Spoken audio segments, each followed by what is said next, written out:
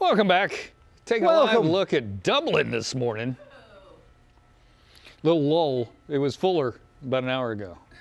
Well, it's getting to be nap time. What is it? It's like 7 hours ahead there? I guess. Do they get hangovers?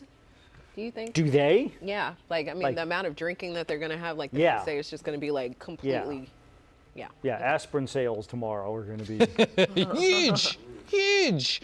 Well, today, of course, is St. Patrick's Day, and the celebration has been going on for days in Ireland. It all culminates with a huge parade through Dublin. Our travel guy, Gabe Saglie, is, of course, doing traffic live in Dublin. He's directing traffic there. Traffic. Good morning, Gabe. Good to see you. Hey, top of the afternoon to you. It's about 3:23 p.m. out here, and the official St. Patrick's Day parade through Dublin has just now come to an end, just moments ago.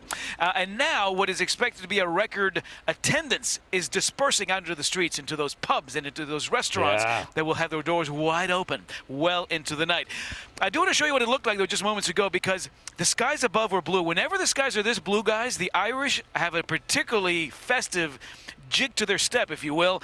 So a lot of smiles out there. And this was just, this is my 15th St. Patrick's Day out here. 15th. So it feels like home in many ways.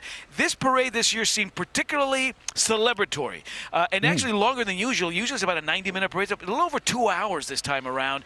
And just beautiful big floats. And it was the marching band component that I thought was really, really cool. 8 marching bands from the U.S.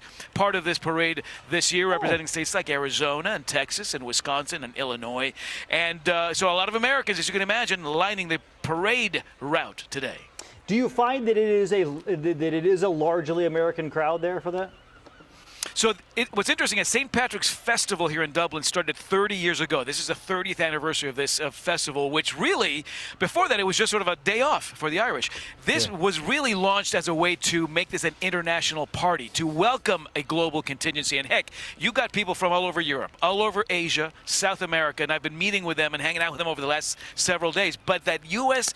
presence is huge, which in many ways makes sense. 33 million Americans, many of them watching Good Day Sacramento right now, claim some degree of Irish heritage. 33 million. So for an island of about 6.5 million residents, most of the Irish, in fact, are elsewhere. 70 million around the world. So this becomes certainly a big global event, and the Americans come out here. And with those bands, they'll spend 2, 3, 4 years fundraising to get themselves out, to get those instruments out here. And when they do, their friends and their moms and their dads and their parents come out. I was in Limerick here just over this past weekend, where there was a big international marching band competition. So they come to do this kind of thing as well.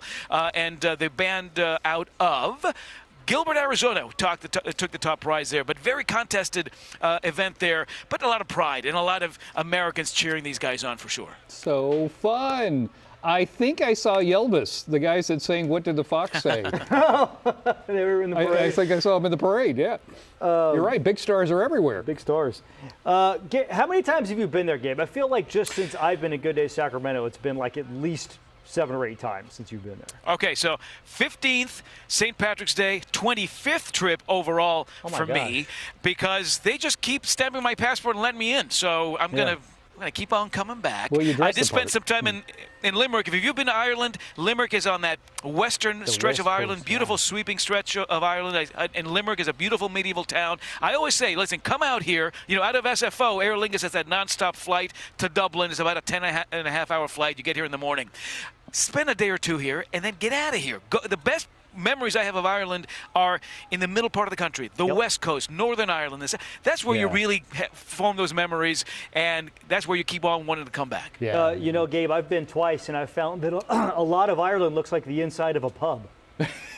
You gotta get out past those swinging doors into the countryside, my friend. But the pubs are gonna be filled tonight. These are social epicenters, and I'm gonna have an Irish coffee or two to warm the cockles. Why not? Why not? Now, I talked to you this weekend. I told you I was the Grand Marshal of the Sacramento Irish Parade, and I said, let them know I'm available for next year. Did you do your job? Did you talk to them about me? I spread the word. This year, the Grand Marshal was a beautiful woman from Ireland who is a podcaster and an author and a media celebrity. So media celebrities seem to do well. I'm not sure you compare to her in the looks department, but in accomplishment, maybe. So we're going to keep plugging away at this, and we'll see what we can do. Clearly, you haven't seen my knees. All right, thank you so much, sir. Appreciate that.